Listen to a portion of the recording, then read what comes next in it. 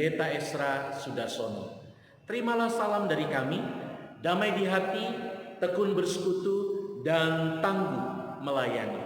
Firman Tuhan pada hari ini kita baca dari Kisah Para Rasul 19 ayatnya yang ke-33 sampai ayatnya yang ke-40 dengan tema selesaikanlah dengan jalur yang semestinya. Bapak Ibu Saudara yang dikasih oleh Tuhan Yesus Kristus, baru saja kemarin kita melihat dan mendengar di media massa bagaimana wakil-wakil rakyat kita, yaitu para anggota DPR RI yang terhormat dengan sejumlah fraksi di dalamnya. Karena saya dengar ada juga fraksi yang tidak setuju, mereka telah mensahkan rancangan undang-undang Cipta Kerja menjadi undang-undang. Tetapi hari ini kita juga melihat dan mendengar di media massa tentang sejumlah tenaga kerja di sejumlah daerah, para buruh yang turun ke jalan menolak rancangan undang-undang ini disahkan menjadi undang-undang. Ada banyak faktor kenapa mereka menolak undang-undang ini. Ada yang mengatakan bahwa undang-undang ini tidak pro kepada para buruh atau kepada para tenaga kerja. Undang-undang ini hanya pro kepada para pengusaha dan juga pemerintah. Hanya keuntungan bagi para pengusaha dengan menerapkan undang-undang ini. Pemerintah mengklaim justru ketidakmengertian dan ketidakmengetahui dari para buruh terhadap pasal-pasal yang kontroversial dalam ketenaga kerjaan yang justru membuat hal ini menjadi runyam. Bagi pemerintah, undang-undang ini adalah undang-undang yang terbaik dalam menjamin hak dan kewajiban ketiga pihak, yaitu buruh itu sendiri, para pengusaha atau penanam modal, dan juga pemerintah Republik Indonesia.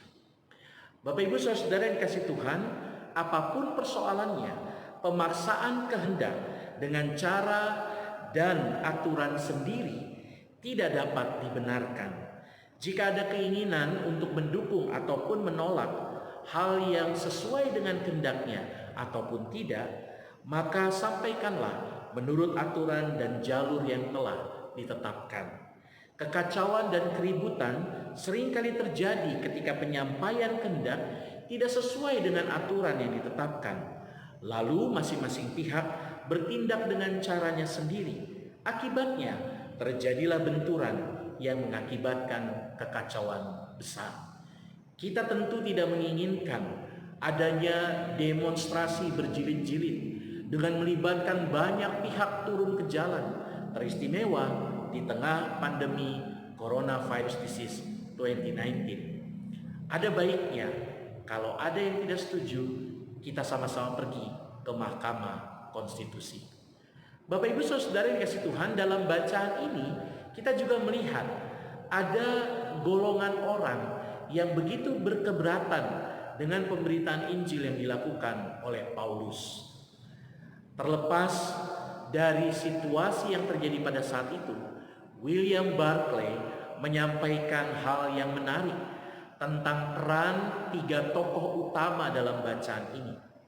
Yang pertama adalah Demetrius dan para pengrajin perak yang diajaknya bekerja sama.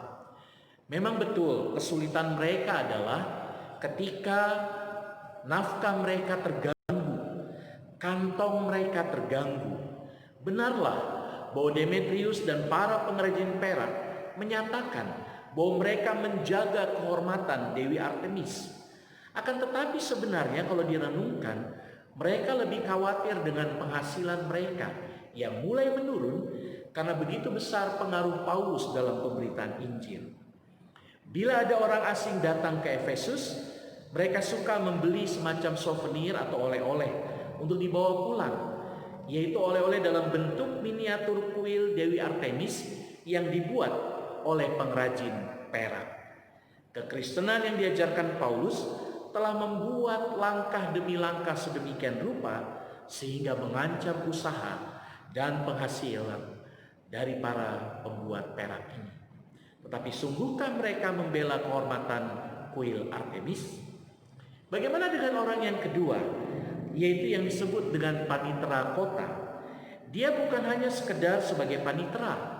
Dia membuat catatan-catatan tentang apa yang terjadi di masyarakat. Dia memberitahukan tata cara dalam persidangan. Surat menyurat harus ditujukan kepadanya. Kemungkinan besar sebagai panitera, dia juga khawatir akan terjadinya huru-hara akibat pengajaran Paulus ini.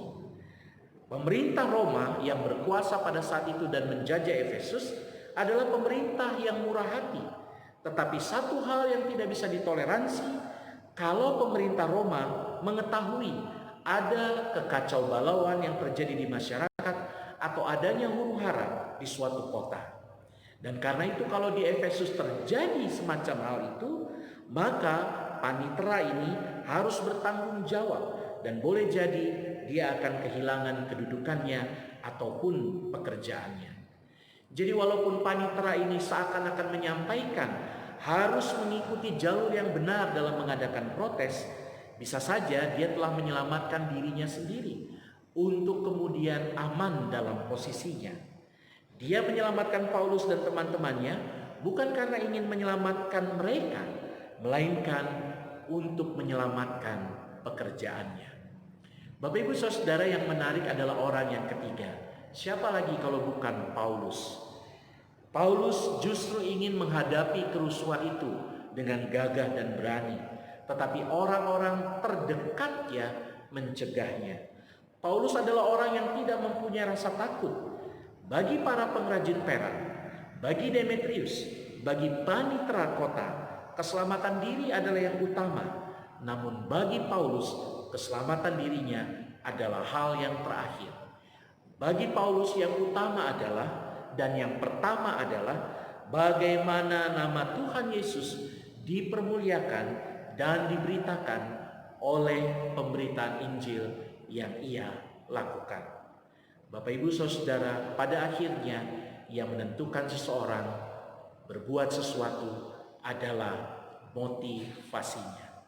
Teladanilah cara Paulus. Tuhan memberkati. Amin.